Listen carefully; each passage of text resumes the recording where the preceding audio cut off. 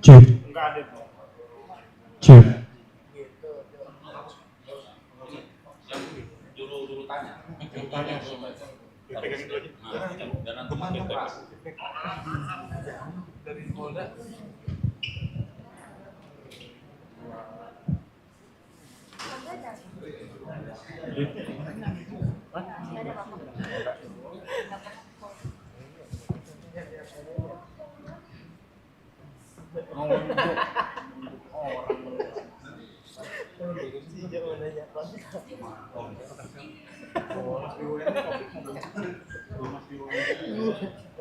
Jadi gua.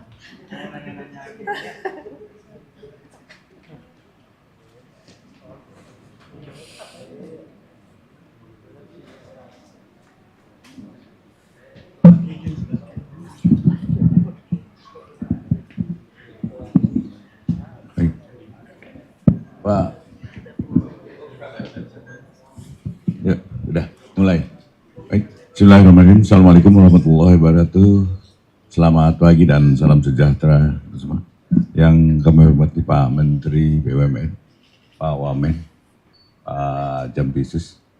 Pada hari ini kami tadi rapat koordinasi ya untuk ada rencana bahwa hasil sitaan kejaksaan untuk PT Duta Palma ini luasannya sekarang sekitar 200 luasannya sekitar 200.000 hektar, dan kami dari tim penyidik itu akan mengupayakan bahwa aset ini supaya bisa sementara untuk penitipannya kami akan serahkan ke Pak Menteri BUMN sehingga aset-aset ini tetap terjaga dan khususnya jangan sampai produknya itu menurun, dan tentunya yang diharapkan nantinya tetap bisa menghasilkan keuntungan bagi pemerintah dan khususnya adalah pada masyarakat yang ada dan hidup mengantungkan kepada PT Duta Palma. Itu tadi yang inti rapatnya. Mungkin untuk lengkapnya silakan Pak Menteri untuk menyampaikan. Terima kasih. Terima kasih Pak. Ini aja.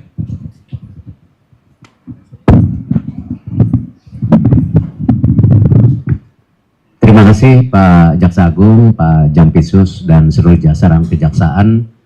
Alhamdulillah kami memang dengan pihak kejaksaan terus bersinergi dan menjaga segala hal kebijakan yang memang selama ini sudah dijalankan secara baik. Contoh, kita diskusi dulu mengenai Garuda dulu, di mana beliau masuk, beliau membersihkan, tetapi visi kita sama, recovery asetnya setelah terjadi Garuda harus berjalan baik. Itu kuncinya. Nah, hari ini tentu berbeda dengan Garuda. Pak JA ingin berkolaborasi bersama kami supaya aset sitaan ini tidak terjadi penurunan, sehingga sesuai dengan visi pemerintah dan Bapak Presiden bahwa tindak pidana korupsi harus ditegakkan, tetapi perlindungan daripada tentu aset yang baik, yang bermanfaat buat negara dan masyarakat juga terlindungi.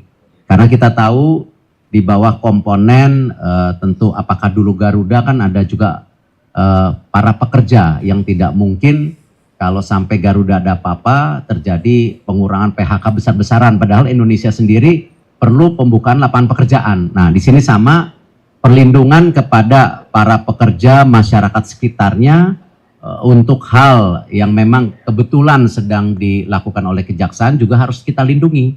Karena bagaimana masyarakat terus harus bisa menjadi bagian pertumbuhan ekonomi. Ya, kita tidak mau, selalu pesan Bapak Presiden, pertumbuhan ekonomi yang baik, tetapi tidak terjadi pemerataan ekonomi yang baik. Nah, ini yang kita saling jaga. Itu yang mungkin saya bisa sampaikan, dua kasus yang berbeda, tetapi intisarinya sama. Bagaimana recovery aset dan keberlanjutan daripada perusahaan ini bisa berjalan baik buat bangsa dan masyarakat tentunya. Itu.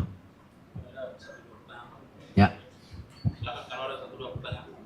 Izin Pak, saya Jonathan dari Kumparan mau tanya, kenapa Kementerian BUMN yang dipilih untuk menitipkan lahan ini? Kemudian yang kedua dari Kementerian BUMN mungkin bisa dijelaskan sedikit nantinya lahan ini akan dimanfaatkan untuk apa? Itu aja, terima kasih.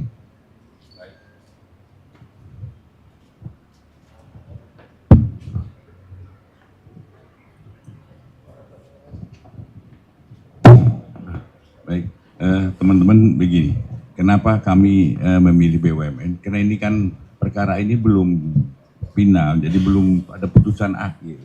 Dan sementara ini pengelolaannya kan masih oleh Duta Palma. Dan untuk kelangsungan, jangan terjadi apa-apa, mungkin pengurangan produk atau apapun terhadap barang bukti ini, kami titipkan. Kenapa BUMN?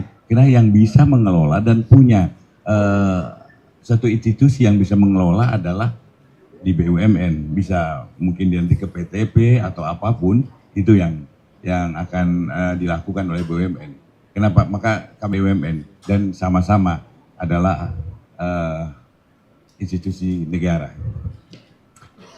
Kami tidak mengimprovisasi seperti apa kinerja perusahaan, tetapi kami justru dibalik bagaimana menjaga aset recovery ini tidak menurun. Tadi yang disampaikan, jangan sampai nanti karena ini terjadi permasalahan, tapi akhirnya terjadi pelepasan pegawai. Masyarakat yang bagian menjadi inti plasma tidak mendapatkan haknya. Lalu juga jangan sampai juga karena ini tidak bertuan, akhirnya banyak barang-barang yang masuk ke pasaran secara ilegal ataupun makan nanti dikirim ke luar negeri secara ilegal karena tidak ada istilahnya yang menjaga. Jadi kami penugasannya seperti itu, kami hanya menjaga dan memastikan ini berjalan baik, itu saja, tidak dalam sisi yang lain gitu. Pak Jihan dari Tempo, Pak mau tanya terkait isu lain tapi masih terkait recovery aset. Nah, sebelumnya kan Pak Presiden mengeluarkan Perpres nih Pak, nomor 5 tahun 2025. Di situ kan dibentuk Satgas tuh Pak JA. Nah, Satgas ini salah satu fungsinya kan memungut biaya yang saat ini kasusnya ditangani oleh kejaksaan ya. Nah, sebelumnya kan yang memungut itu KIHK, sekarang Menteri Kehutanan. Nantinya itu siapa yang bakal akan memungut uang denda itu? Apakah tetap akan difungsikan KIHK atau nanti langsung dari Jampitsus sebagai pelaksana? Yang kedua Pak, terkait kemarin kan sudah disebutkan bocor bahwa sudah ada tersangka di kasus KIHK nih Pak. Salah satu tersangkanya kan dari eselon 1-2. Apakah salah satunya Bambang Hendroyono, mantan Sekjen KIHK? Terima kasih Pak. Baik, yang pertama dulu begini, bahwa pasti karena ini adalah kewenangan ada pada Kementerian Kehutanan, garis bawahi dulu.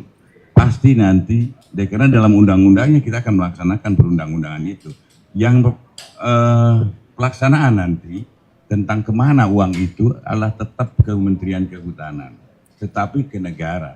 Bisa aja jaksanya nanti store ke negara, tetapi atas nama Kementerian Kehutanan. Walaupun nantinya kita akan pisah-pisahkan, tetapi yang utamanya uang itu masuk ke kas negara. Ya. Kemudian yang kemarin kan Pak nanti aja kalau itu pertanyaan nanti aja dulu. Ini lagi dengan Pak Menteri. Kalau itu tanyakan aja langsung ke Pak Jampitsus atau Kapuspen, pasti sama. Ya. Pak terakhir, tapi Satgas itu sendiri untuk pemungutan nanti untuk sementara sampai kasus ini selesai atau sampai seterusnya? Enggak, kita sampai selesai. Jadi kan kasus hanya untuk sawit aja. Penataan sawit aja itu selesai. Ya. Dan jangan lupa di tim ini kan ada dari kehutanan juga. Nah, gitu ya. Masih? Pak izin, ada desakan dari sejumlah masyarakat terkait pembatalan revisi undang-undang kejaksaan. Bagaimana tanggapan dari kejaksaan? Nanti aja itu ya. Pak, terkait itu aja Pak. Antara gimana Pak? Pengawasan antara gimana Pak? Ini.